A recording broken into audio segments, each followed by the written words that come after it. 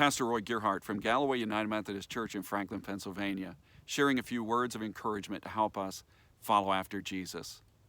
This week we're talking about burnout, which all of us have periods of burnout in our life. We'll be overworked, overstressed, and we will burn out.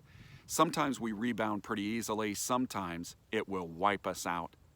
I'm seeing so many people dealing with burnout, aggravated with anxiety and depression as we are trying to get through COVID.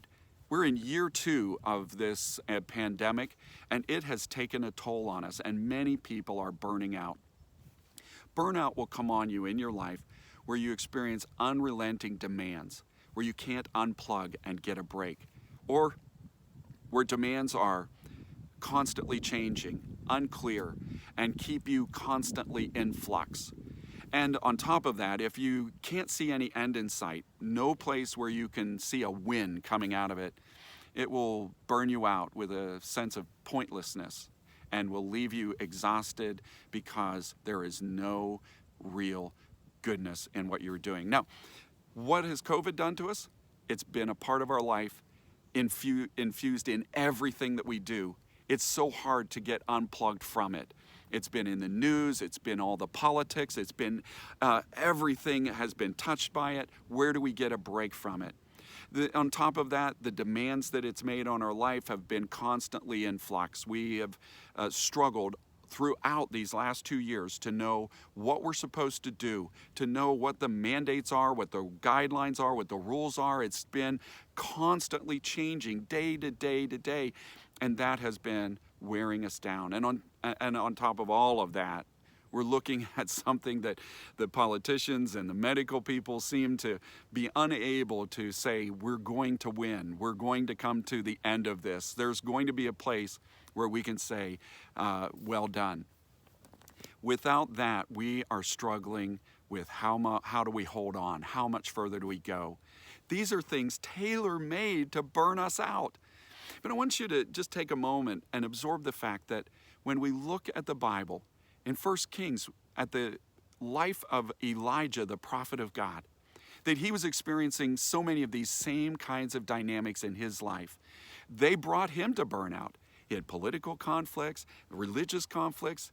There was a drought that affected the country for 3.5 years. He had to move around constantly, trying to avoid either getting killed by the political leaders or dying of starvation in the famine. There were so many things that were just exhausting.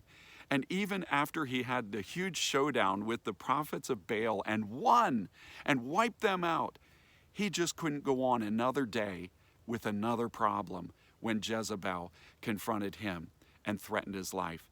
You see how burnout played in his life and brought him to a place where he said, God, I can't go on. I just feel like dying. Now, we may be approaching that kind of point. Many of you, like me, are battling with burnout or may even feel yourself on the edge of burnout and wondering, how am I going to get through this? Well, let me give you a little bit to grab a hold of and have heart. One is that you and I can't fight COVID, but we can fight the effects. That constant state of demand tells us that we need to take a break. You have to find ways to get apart. Elijah had to get apart with God and really just took a huge journey even to get apart with God in his life and to separate himself from all of those conflicts. You and I may need to take a break from politics or social media, the things that wind us up. You may need to take a break by going for a walk at lunchtime and getting out and breathing some fresh air.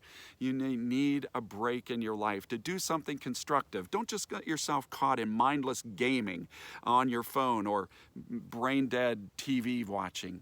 Find something constructive. Get apart with God. Fuel your life by taking a break from those things.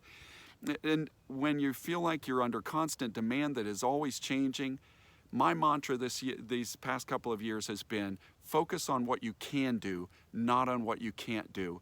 And it's helped me to keep my life in motion and not be defeated by the constant variations in flux, but get on track with something that you can do. And choose things that you can finish. Focus on the finish lines in your life. Celebrate those wins.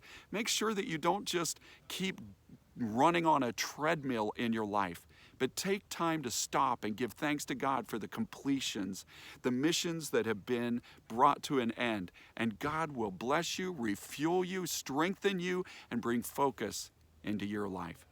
May God bless you, and as you share his good news, may God make you a blessing wherever he takes you.